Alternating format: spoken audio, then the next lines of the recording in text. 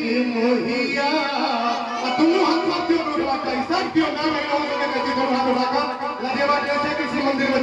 से तरती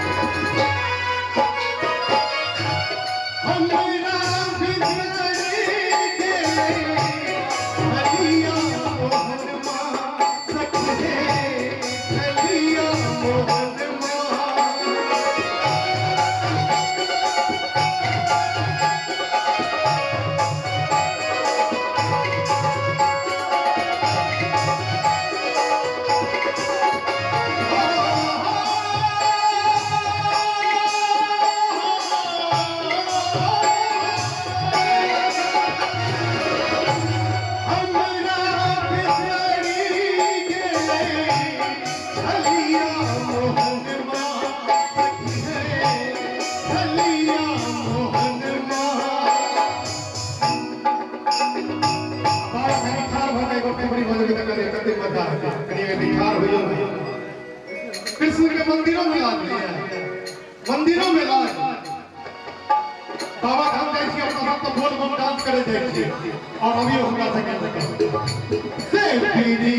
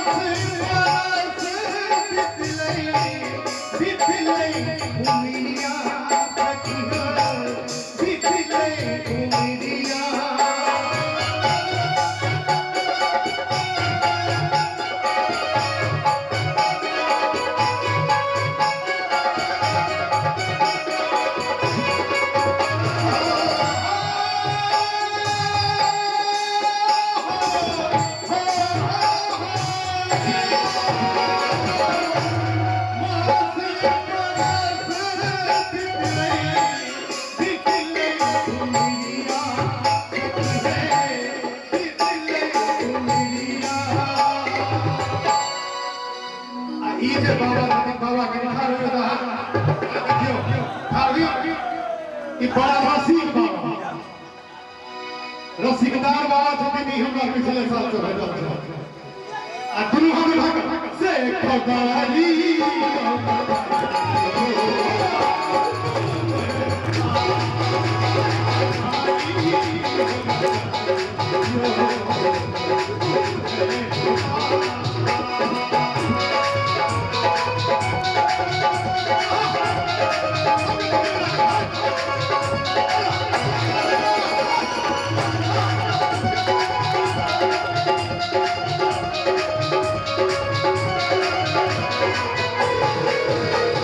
Bye.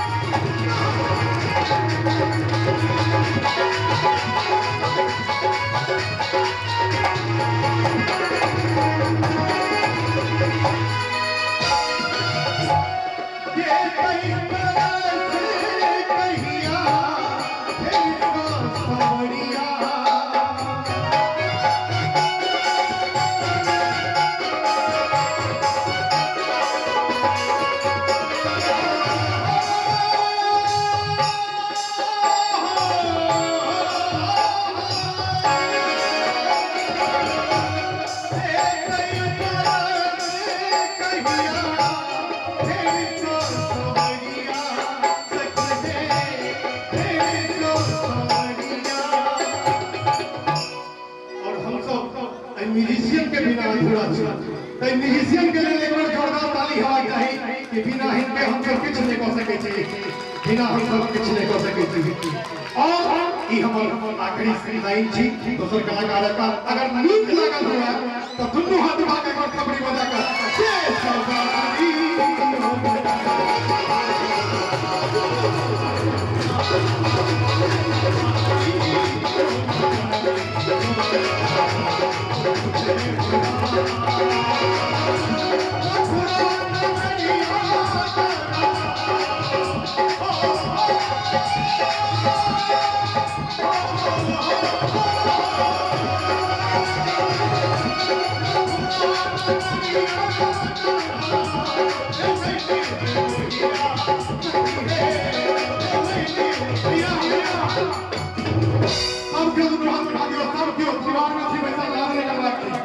भगवान बहुत से उठा दिया तुम्हारा